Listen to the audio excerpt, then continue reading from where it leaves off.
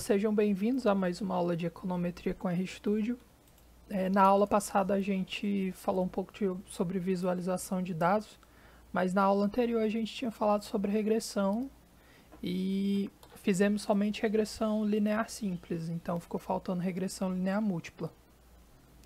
Nesse caso, a gente vai testar várias hipóteses em vários parâmetros, no caso, para determinar a influência dele sobre uma variável dependente. E o vídeo vai ser curtinho, vamos para o R. Tá, eu tenho aqui já na minha pasta de regressão o arquivo. A gente vai fazer com esse arquivo a regressão múltipla, vai fazer o teste de hipótese para um parâmetro. Entre todos os parâmetros que eu escolhi, a gente vai fazer um. E dentre esses testes, a gente vai fazer o teste T. Existem testes para checar em conjunto, mas para essa aula a gente vai testar só uma variável. O objetivo da atividade ele é dizer o quanto as vendas e o retorno sobre o patrimônio e o retorno das ações determinam o salário dos executivos. No caso, eu estou falando de um banco de dados que ele se encontra no pacote do Udrid, sobre o nome CEO Salário, CEO Sal1. Ele vai, nesse banco de dados, eu tenho os salários de vários executivos e eu tenho alguns parâmetros que poderiam ser os motivos para explicar esse salário. A gente vai testar o salário, explicar ele pelas vendas, pelo retorno sobre patrimônio e o retorno das ações. O modelo que a gente vai seguir para fazer isso vai ser esse log do salário igual a um beta 0 mais um beta 1, o log das vendas mais o log do retorno sobre o patrimônio, mais o beta 3, log do retorno sobre as ações. Por que eu coloquei tudo em log? O log ele vai servir, por exemplo, quando eu for utilizar o salário, eu quero que essa explicação ela saia em eu tenha tudo feito em percentual. E eu também não quero lidar com valores negativos, porque não faz sentido para o CEO, para o executivo, receber um valor negativo de salário. Então, acho que isso já ajuda em si a explicar um pouco do motivo de estar aplicado o log em cada uma das variáveis. Vamos aqui primeiro explicar um pouquinho do que foi que a gente fez. Nessa aula, na última aula eu acabei explicando para vocês um pouco sobre o processo de você usar o LaTeX e o R Markdown para poder publicar o PDF. A gente vai fazer isso de novo, só que dessa vez, como eu vi que nem todo mundo utilizou na última atividade, então eu vou mostrar aqui um pouquinho como isso acontece, para ver se vocês se empolgam para usar mais vezes.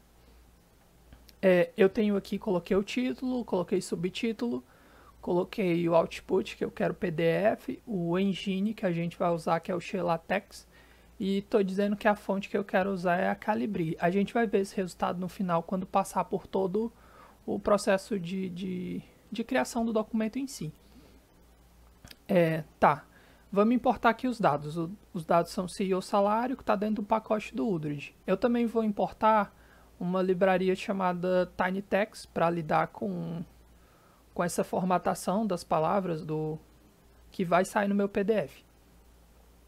Primeiro você coloca Install Packages, TinyText, Install Packages Udrid e carrega as duas, o Library TinyText e o Library Udrid. Carregando esse pacote do Udrid, a gente já vai ter todos os bancos de dados que estão dentro dele. Então, depois de carregar, basta colocar head e colocar CEO Sal1. Esse comando head aqui é para mostrar somente os tópicos. Então eu vou receber o nome das colunas e vou receber algumas linhas. Por que eu faço isso em vez de colocar o banco de dados todo? Eu posso colocar o banco de dados todo, mas quando eu for imprimir o meu PDF, ele vai me dar, sei lá, 10 páginas só de número. E eu tenho que ter uma ideia de como esses números estão apresentados, mas eu não quero que eles saiam todos impressos no meu relatório. Porque a ideia do relatório é que a pessoa consiga repetir o passo a passo, mas ele tem que ser de fácil visualização, ele tem que ser rápido para quem está vendo. Então você coloca o head, coloca o seu banco de dados para saber que está carregado, para saber que funcionou. Tá, eu tenho aqui, tá faltando um acento. Eu tenho aqui meu banco de dados carregado e eu vou organizar agora organizar umas variáveis novas e organizar ele num data frame novo. Por que eu vou fazer isso? O modelo que a gente vai trabalhar, eu peço o log do retorno sobre o patrimônio e o log do retorno sobre as ações. Só que no meu banco de dados CEO salário eu não tenho essas colunas. Eu tenho log de salário e eu tenho log de vendas. Mas falta essas outras duas. Então a gente vai calcular elas e vai adicionar no banco de dados, no data frame. Só que a gente vai fazer um data frame novo para não mexer com o original que está no Udrid. Isso vai salvar vocês muitas vezes de fazer algum erro, provocar algum erro, e isso sempre tem como recorrer à base original. Então, organizando as variáveis do data frame, a gente percebe que o ROI ele é o retorno sobre o patrimônio e o ROS é o retorno sobre as ações. O modelo eu já expliquei para vocês que a gente vai usar esse. Como a gente não tem o log nem do ROI nem do ROS, a gente vai criar essas duas variáveis. Eu vou colocar LROI para o log do retorno sobre o patrimônio e LROS para o log do retorno sobre as ações. Crio um novo bloco de código e coloco aqui LROI igual a log. Isso aqui é a função para tirar o log. CEO salário é o símbolo de cifrão para acessar a coluna. E a coluna que eu quero acessar. Opa, mexi aqui sem querer. E a coluna que eu quero acessar. Quando eu dar Enter, ele vai, dentro de CEO salário 1, acessar a coluna ROI e tirar o log para mim e salvar no LROI. Então, eu vou fazer a mesma coisa para ele e fazer a mesma coisa para as ações. Quando eu tiver isso aqui, eu já tenho as colunas com os dados que eu quero. Eu posso tanto dar play aqui, que ele vai salvar aqui em cima para mim. Percebam que ele tem 209 observações. Aqui também tem algumas observações, mas algumas observações elas estão vazias. Agora para a gente não vai fazer tanta diferença, mas depois eu vou explicar por que é importante prestar atenção nessas observações que ficaram vazias. Tá. Já tenho calculado as minhas duas colunas novas, vamos adicionar num data frame. Eu vou chamar esse meu novo banco de dados de CEO salário, só para a gente não mexer com o banco de dados original. Então, eu tenho CEO salário igual a CEO sal 1. Aí eu vou adicionar uma coluna chamada LROI igual a C, que é o de combinar, de adicionar, combine, concatenar, e dentro do parêntese eu coloco essa variável, que no caso está armazenado as 209 observações. Então, agora eu tenho o CEO salário, que eu vou adicionar mais duas colunas, cada uma dessas que eu calculei. Aí eu faço a mesma coisa que eu fiz em cima. Eu peço para ele me mostrar o cabeçalho, mostra o início e mostra o nome de cada coluna que eu tenho dentro dessa database. Então, se eu clico play aqui para executar, percebam que ele adicionou aqui as 209 observações em 14 variáveis. 14 variáveis já é mais do que a gente tinha na base original. Percebam que aqui no final, ó, eu já tenho adicionado as outras duas que não tinha na anterior. A gente não vai mexer com essa, já tiramos dela a informação que a gente queria. E agora vamos fazer a regressão múltipla em si. Tem dois jeitos eu posso simplesmente fazer através de matriz, que é basicamente o que a função que está aqui nativa no R faz. Mas isso é mais para vocês aprenderem o processo em si. E eu sei que vocês já fizeram em algumas aulas com o Excel. Mas dependendo do tempo, pode ser que eu ainda mostre a vocês como fazer ela, como quem diz assim, de forma bruta, passo a passo, matriz por matriz. Na aula de hoje, é uma aula mais curtinha, a gente vai seguir usando a função nativa do R. Então eu tenho LM, dentro de LM eu vou escrever data, e vou igualar e colocar de onde que eu estou tirando esses dados, que vai ser de seguir o salário. Tá, eu disse para o meu R de onde eu vou tirar os dados. Agora eu vou dizer para ele quais são as minhas variáveis dependentes e minhas variáveis independentes que eu quero usar para explicar a variável dependente. Então eu tenho L salário de variável dependente, aí eu coloco um tio e coloco minhas variáveis independentes, que são L sales, L ROI e L ROS. Tá, salvei tudo isso na variável que eu chamei de modelo. Se eu executar aqui tudo e pedir para ele resumir o resultado, é o que essa outra função faz, summary modelo, a gente vai ter essa saída aqui. Percebam que ele fez a fórmula, calculou a fórmula. Aí quando eu peço para ele resumir, ele me dá algumas informações adicionais. Ele já calcula para mim algumas coisas que eu vou precisar para poder testar se esse meu modelo está funcionando ou não. Então eu tenho aqui os resíduos, e dentro desses resíduos eu tenho mínima, tenho primeiro quartil, média, ou mediana, terceiro quartil e o valor máximo. Eu também tenho os coeficientes, que é o que a gente está atrás, no caso os parâmetros. Eu tenho o intercepto, que é o beta 0, aí tenho o beta 1 para vendas, eu tenho o beta 2 para patrimônio e o beta 3 para as ações. Aí para cada um dos estimadores, ele já calcula para mim o erro padrão, o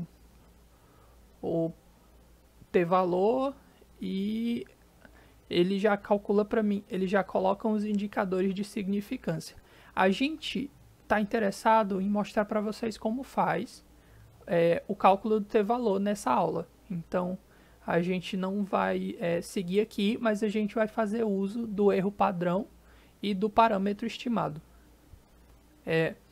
Para testar a hipótese, o que a gente quer no caso é testar se uma melhora, eu vou colocar aqui, se o efeito do retorno das ações, a melhora, se a melhora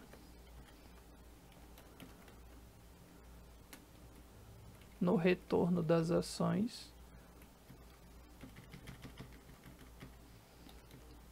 é significativo para explicar o salário dos executivos. Então, o que eu tô fazendo? Eu já tenho aquele meu modelo que explica o salário dos executivos, mas eu quero saber se eu manter todo o restante constante, todo o restante ceteris paribus, para todo mais constante.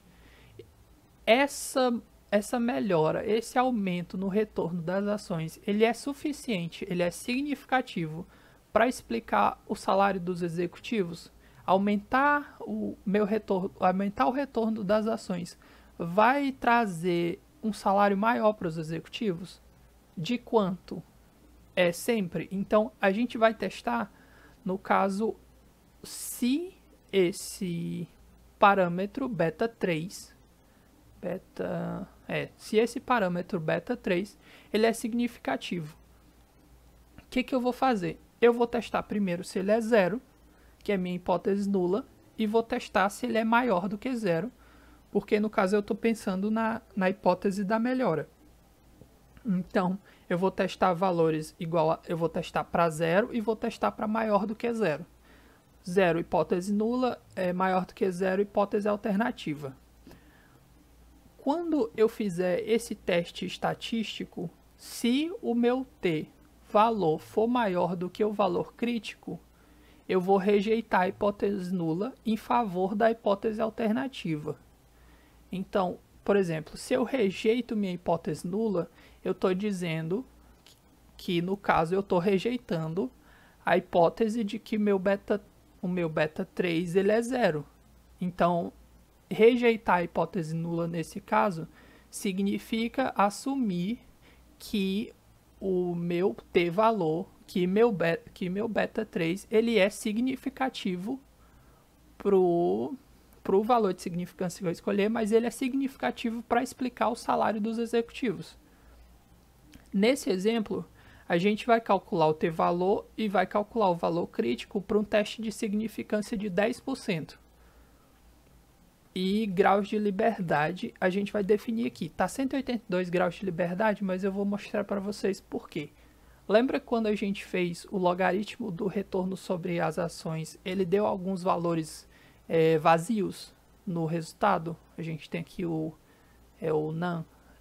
Esses valores faltantes, eles vão ser subtraídos para a gente poder calcular os graus de liberdade. Quando eu calculo o grau de liberdade, eu coloco n menos k menos 1. No caso, o k vai ser o número de observações e o n vai ser o número de observações, o k vai ser o número de parâmetros e o 1, no caso, vai ser o primeiro valor do intercepto. Então, eu tenho intercepto mais k parâmetros que vão ser subtraídos do número de observações. Então, a gente tem aqui 182 graus de liberdade. Se você olhar aqui no resumo, dos 209 observações, ele teve 23 observações que foram deletadas porque estavam faltando. Então, eu tenho 3 parâmetros, eu tenho um intercepto, então são 4. Então, eu pego 209 menos 23, que estão faltando, menos que dá 186, menos as 4, que são 3 parâmetros e o intercepto, e com isso eu vou conseguir os 182 graus de liberdade. Já o nível de significância, ele depende, por exemplo, em quantas vezes eu vou rejeitar a hipótese, mesmo que ela seja verdadeira. Então, em quanto por cento dos casos, dado uma distribuição de betas, eu vou rejeitar essa hipótese. Então, é isso que significa o teste, o nível de significância. Se eu escolhi o nível de significância para 10, quando 10% dos meus valores de beta, da minha variação de beta, quando eu achar um valor crítico maior do que esses 10%, então eu vou rejeitar a hipótese nula. Vamos fazer aqui, talvez fique um pouquinho mais simples de entender. O cálculo do teste T ele é bastante simples. Talvez vocês tenham um problema de encontrar o valor crítico. O valor crítico, geralmente, ele é dado, a gente consegue no final dos livros de estatística, é bem comum. Nesse caso, a gente está calculando o valor crítico para um teste unilateral. A gente lembra que está calculando a hipótese de que o beta 3 seja zero ou maior do que zero. Então, eu vou pegar todos os valores à direita. Então, eu vou fazer aqui, a fórmula para a gente calcular o valor crítico vai ser essa, de ABS, aí o QT é para calcular esse valor crítico, aí no seguinte espaço eu vou definir qual é o meu nível de significância, aqui vai estar dividido, então é 0,1 no caso 10%.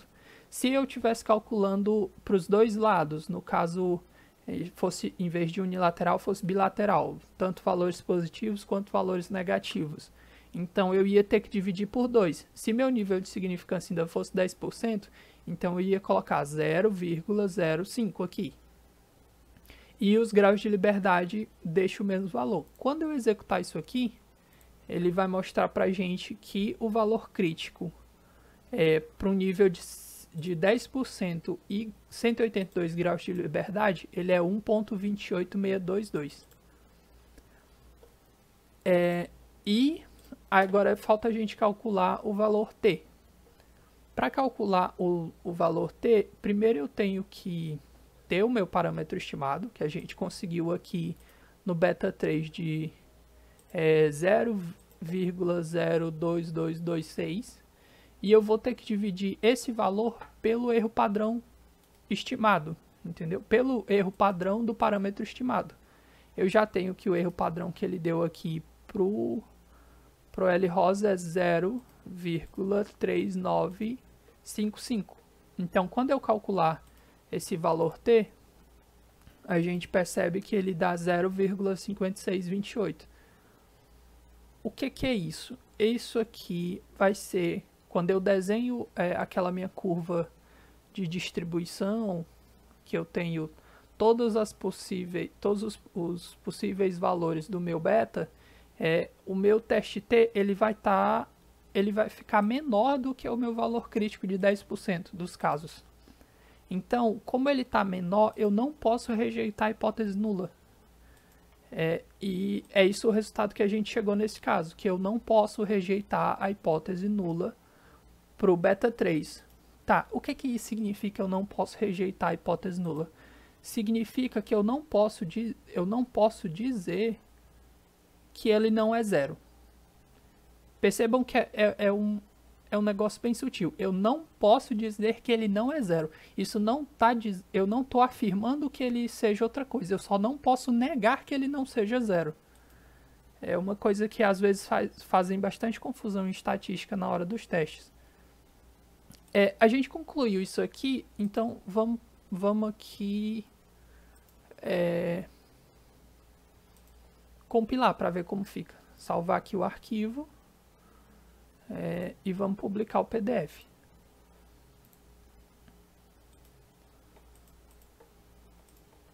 Espera um pouquinho.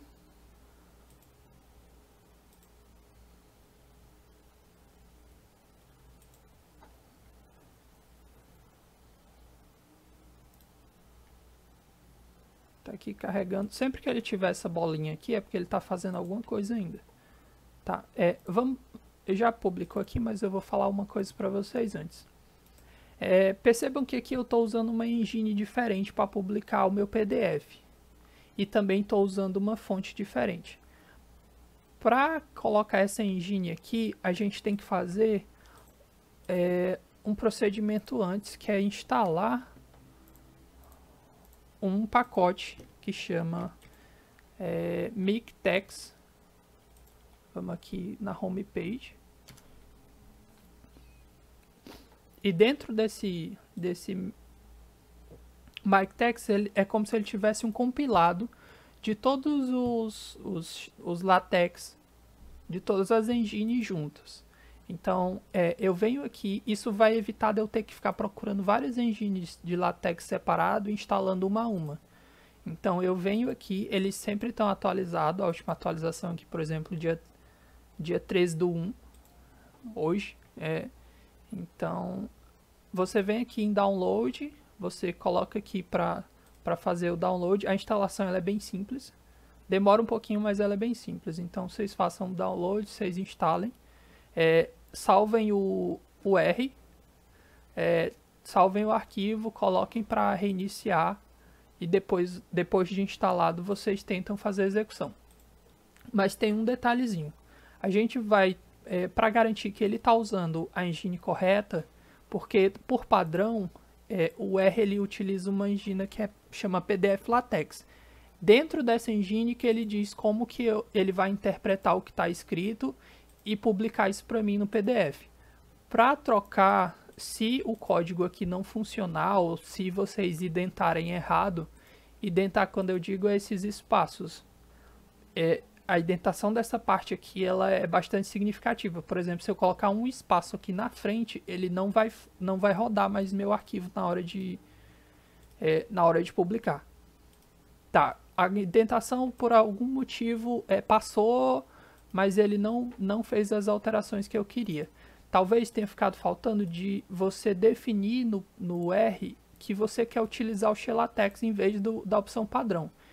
Então percebam que vocês vão aqui em Tools, opções globais, aí eu tenho aqui Swive.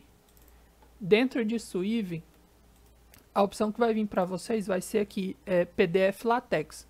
Aí vocês mudem para XLaTeX e apertem aplicar e depois apertem OK. Então quando ele for ler o arquivo e montar o PDF de vocês, ele vai estar usando a engine correta agora. Eu vou cancelar aqui porque eu já fiz, mas é só vocês trocarem para o XLaTeX e fazer tudo. Quando tiver isso tudo feito, aí vocês colocarem nessa disposição aqui, lembrando de colocar a indentação, vocês vão conseguir mudar várias características do texto de vocês, tanto o tamanho de fonte, quanto cor, quanto espaçamento. Então, nesse caso, eu vou trocar a fonte, que normalmente ela é Times New Roman, e vamos colocar Calibri. Tem algumas alterações que eu fiz aqui que são justamente para a gente conseguir um arquivo fácil de ver. Eu já coloquei aqui para executar o init PDF, então a gente vai ver como ficou. Quando eu coloco marcações de título, ele já vem com marcadores, então eu posso simplesmente clicar aqui e ir exatamente para o lugar que eu quero. Isso facilita muito ter esses títulos, porque eu consigo chegar no conteúdo que eu quero. Imagina que isso, em vez de, sei lá, deu 3, 4 páginas, tivesse dado 20, 30, 40, 50. Fica mais fácil de encontrar cada coisa. Como que eu fiz essas marcações? Eu adicionei títulos, como eu expliquei no vídeo passado, através do símbolo de hashtag. Eu coloco o hashtag espaço. Dependendo da quantidade de hashtags, eu tenho um título principal, tipo título 1, título 2, título 3. Isso ajuda a organizar. Eu também coloquei algumas coisas em negrito, algumas coisas em itálico, para dar um destaque e vocês conseguirem achar mais fácil. Mas percebam que fica muito mais simples e muito mais sucinto. Aqui eu tenho, por exemplo, o título, coloquei como subtítulo o que eu estou atrás, eu tenho o objetivo da atividade e eu tenho os meus passo a passos. Lembrando aqui, se eu não tivesse colocado head, ele tinha me dado, sei lá, 3, 4, 5 páginas de número sem parar, 200 e tantas observações que não me interessa para quem está tentando reproduzir. Quando ela for reproduzir, ela vai ter que carregar isso no R, mas na hora de ver ela não precisa. Tá aqui o passo a passo, eu organizo as minhas variáveis, criei o meu data frame, destaquei aqui o que a gente quer. Usei também um comando chamado newline para quebrar, você coloca aquele hashtag backwards, né? E hashtag não, coloca o slash, né? Que é a barra ao contrário. Aí coloca newline que ele passa para a próxima linha. Isso evita de criar textos em que eles saiam tipo um em cima do outro, ou conteúdos que você colocou um ponto final e era para ele ir para a próxima linha, mas simplesmente ele continuou como se fosse a mesma coisa para fazer os seus parágrafos. Fiz aqui, coloquei o próximo, coloquei o nosso novo database, já incluindo as outras duas linhas, e aqui o modelo de regressão múltipla, e expliquei o que a gente está fazendo para o teste de hipótese. Também coloquei os comandos para ficar visível a fórmula de que o meu teste T ficou menor do que o meu valor crítico, e é por isso que a gente não pôde rejeitar a hipótese nula nesse caso. A ideia dessa aula foi justamente repetir com vocês o processo de regressão, agora mostrando como que a gente faz a regressão múltipla e mostrando também como resumir o modelo para extrair as informações e calcular nossos testes. Aqui ele já deu, mas se eu quisesse fazer alguma outra coisa, eu tinha como extrair dados daqui para fazer isso. Calculei com vocês o teste de hipótese T, mostrei como faz o valor crítico, então deu aquele desespero, não sei onde é que eu encontro a tabela que eu preciso, a professora não me deu as tabelas com os valores críticos, a gente tem como calcular. Vocês podem pesquisar mais sobre ele, porque pode ser que vocês façam um teste Z em vez do T, porque o T para o T de student. Quando a gente faz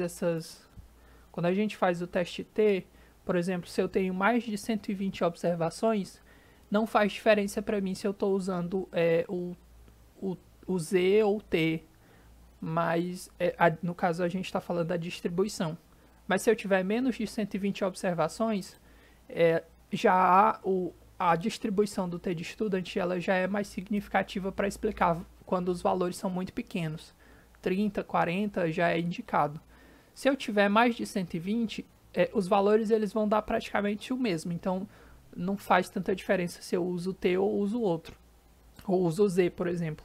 Mas, no caso, para menos de 120, já é indicado vocês usarem o T. É isso. Tentem fazer em casa, tentem repetir, tentem aplicar, instalar o MikeTeX para vocês mexerem, porque receber um relatório, receber atividade para corrigir e vocês tiverem com tudo bagunçado, é ruim para quem fez, mas é pior para quem vai ter que reproduzir aquilo que vocês estão fazendo. Pela aula de hoje é isso. A gente se vê na próxima.